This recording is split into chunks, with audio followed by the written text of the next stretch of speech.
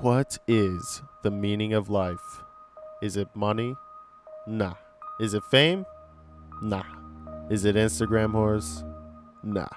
The meaning of life is to figure out how to survive.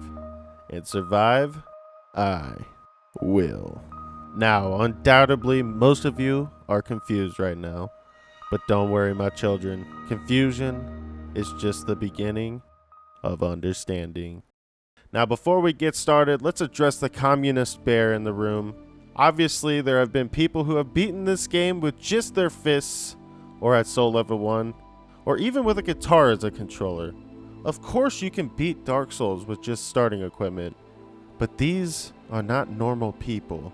The real question here is, how difficult is it for just an average Joe like you or me to do so? Well, believe it or not, normal people in their right minds wouldn't do this. And lucky for you, I sexually identify as masochism, and what better way to support my own sex than to do a Dark Souls challenge run? Can you beat Dark Souls with only starting equipment?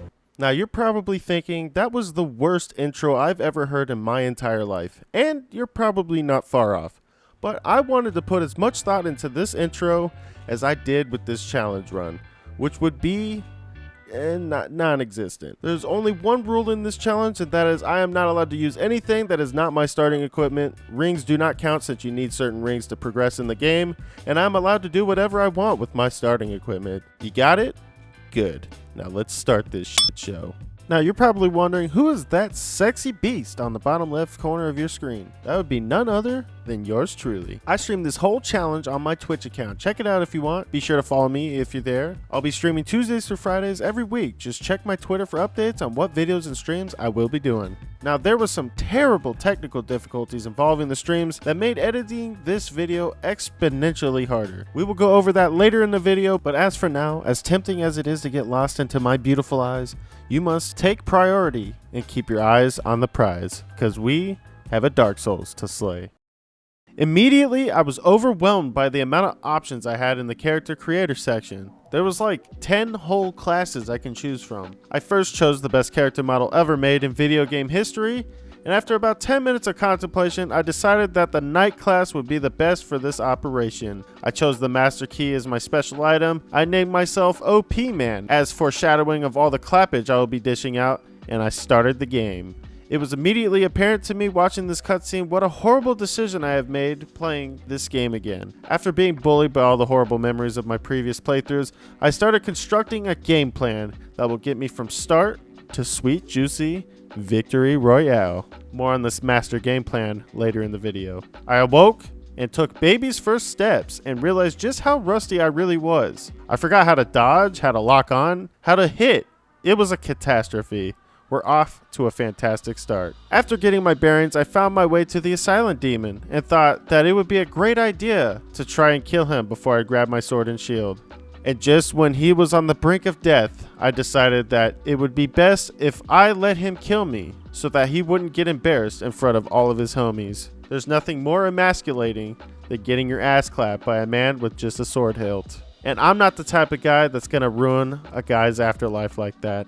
It was only honorable of me to go fetch my equipment before I faced him again, and that is exactly what I did. I grabbed my sword, put on my pants, and I faced him like a man. Nothing really eventful happened here except for him almost kicking my ass for the second time. Then something miraculous happened. I started dodging every single attack. All of my soul skills were starting to come back to me one by one, and then I achieved it. Dark Souls Ultra Instinct. I was unstoppable, and I easily slew my first boss and achieved my very first Victory Royale. After that, I was kidnapped by a giant crow, and this is when my 200 IQ game plan came to life. See, with how limiting this challenge run really is, there are still a lot of things I can do to increase my odds of survival. I can still wear rings, I can still level up, I can still upgrade. And if we combine all of these together, we can make it out alive. My game plan is simple. First, acquire the Fap Ring and Havel Ring. Next, level up endurance until I can fast roll with a full suit of armor. After that, put all stats into strength and dex so that I can get the very most out of my broadsword. Whilst doing this, find as much upgrade materials as possible to get my armor and weapons leveled up as much as possible. Putting all of this together will ensure my survival. So when I first arrived at Firelink, I was dazed and confused. I had somehow completely forgot how to play this game. After about 10 minutes, I said fuck it and went to the Undead Burg and hoped that something there would ring some bells. You like what I did there? Anyways, I ran past a bunch of scrubs and headed up to the tourist demon. And then I decided I wanted to cheese him by getting him to jump off the cliff. I think it's this one, and then he jumps back, right? No. There it is! And just like that, Goat Boots was down for the count. They don't call me OP man for no reason. Next, I told Solaire that I don't like his outfit. Did a cheeky strat to get past the dumb dragon guarding the bridge. He was not happy I outsmarted him. I stabbed a metal boar right up his ass. There we go, right up your ass. I stunted on this BTS fan with a sexy parry and activated the shortcut to Firelink. I then put all of my available points into strength, dex, and endurance, and then went on a 10-minute rant about how fun it is to parry people in Dark Souls. And then something horrible happened. Remember those catastrophic technical difficulties I was talking about earlier? Well, this is what I was talking about. For some reason, in every stream of this series, about an hour in, my footage would go from smooth and sexy 60 FPS down to a PowerPoint slideshow.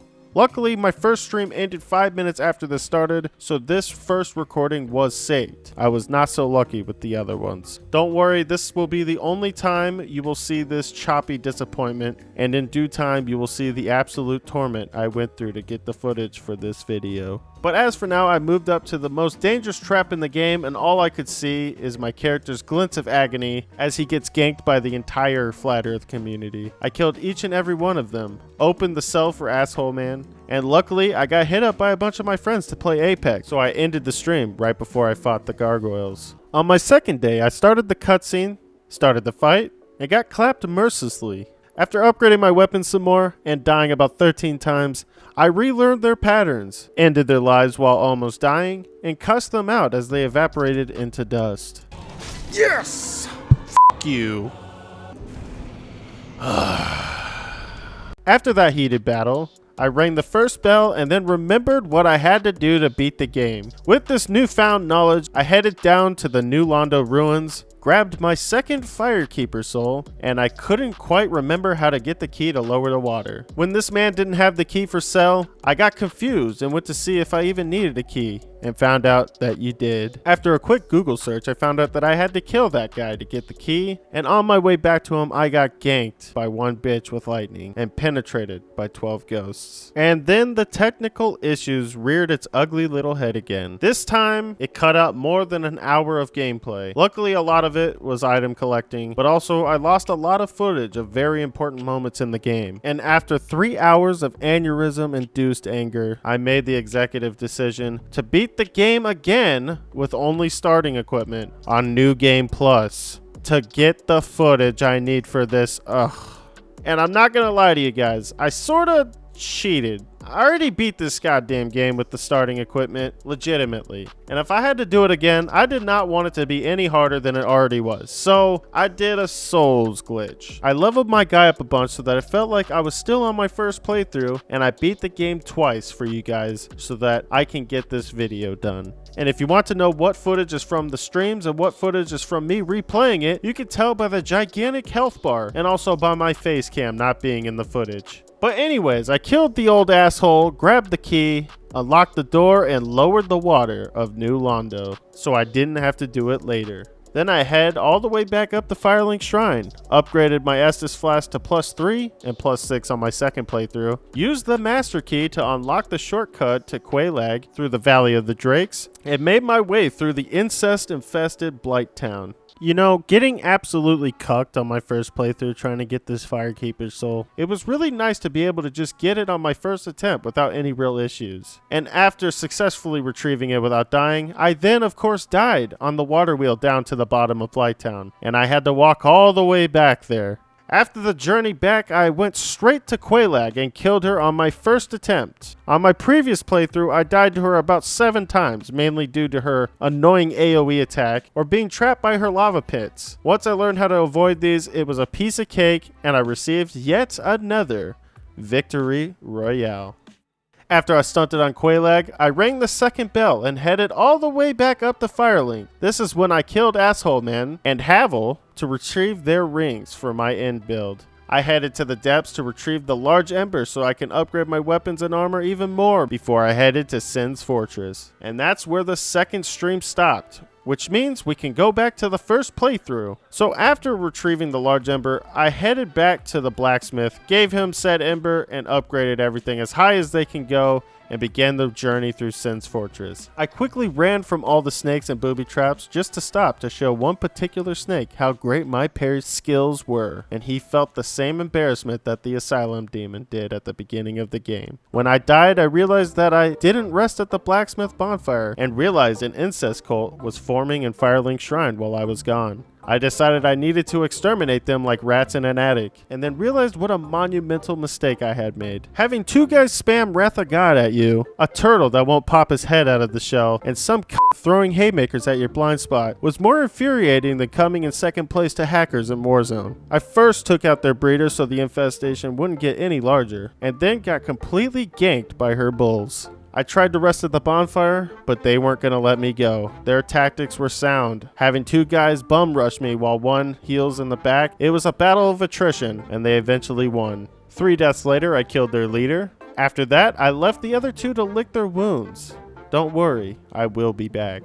After wasting about 12 minutes, I rested at the blacksmith bonfire and continued back into Sin's Fortress.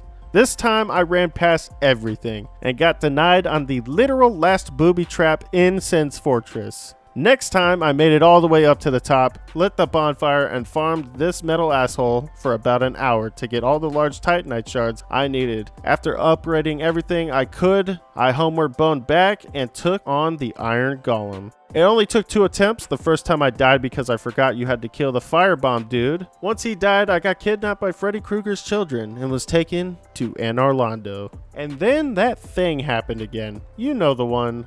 So it's time to go to the second playthrough. On my way down the steps of Londo, I noticed a close cousin of the Bell Gargoyles was here on a revenge campaign. I told him killing me would not bring them back, and he wouldn't listen.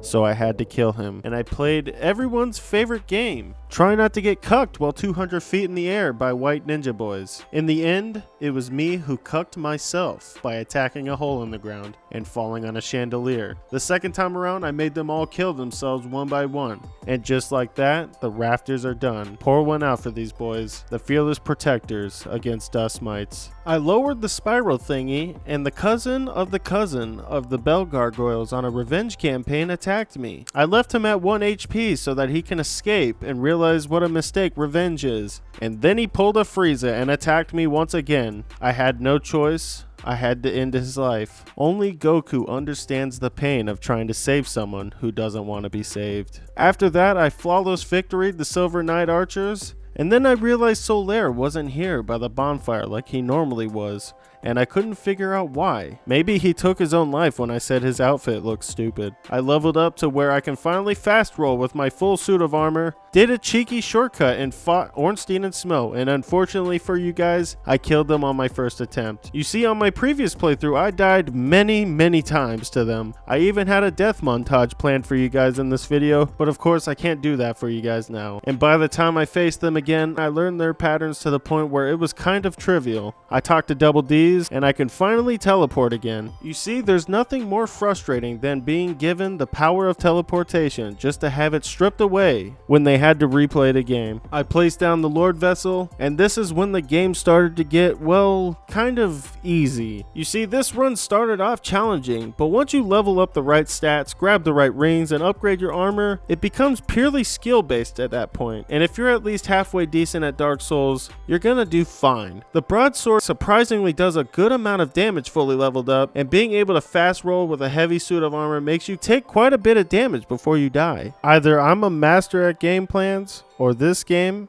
is actually fair.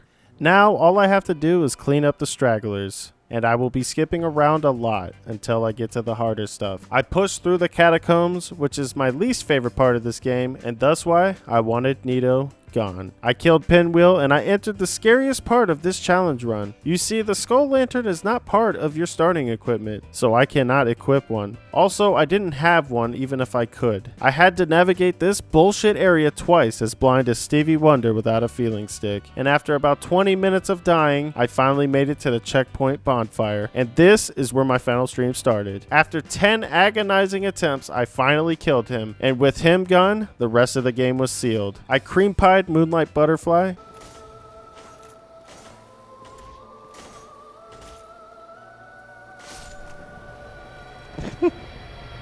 and initiated combat with Team Wolf. Needless to say, I clapped him in one attempt. I used the ring he gave me to jump into a scary hole and fight the 4 kings. And after about 12 attempts relearning their attacks, their asses were as good as dead. Immediately after, I teleported to the lava area and made Ceaseless kill himself. Thoroughly cucked the Fire Sage and the Centipede Demon without even resting at the bonfire. And with the lava ring in hand, it was time to go kill the Cancer Tree. I don't care how good you are at Dark Souls, you are guaranteed to die at least 3 times on the Cancer Tree. This is easily the worst part of the game, and if it wasn't here, I guarantee this game would be 10 points higher on Metacritic. After my guaranteed 3 deaths were up, I finally landed on the platform, rolled through the dried branches of his insides, and killed the Cancer Tree for the second and final time of this video. All that was left to do is kill Seath. And the cousins of the metal boar I killed at the beginning of the game were here on a revenge campaign. And these guys came prepared with ass protectors. Wanting to get this challenge run over with already, I ignored them, and hopefully they gave up instead of replotting their revenge. I sped ran the Duke's archives, shit on this scrub with 2 perfectly executed parries, and died to Seath. I sped ran all the way to and through the crystal caves, killed Seath, and drank my entire supply of orange juice, and then teleported to the end. And then I died in a way I didn't even think was possible.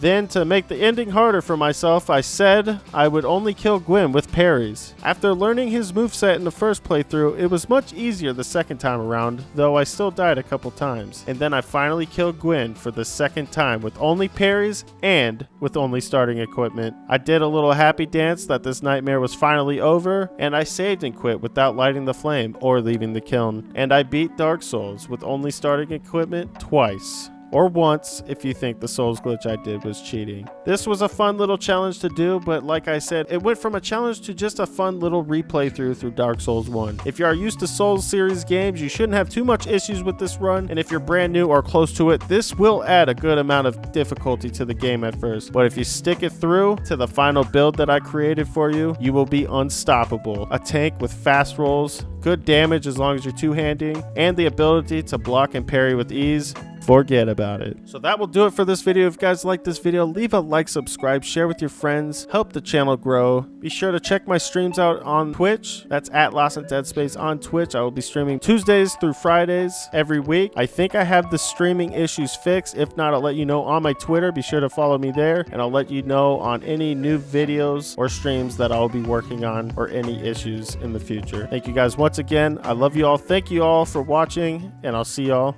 in the next video.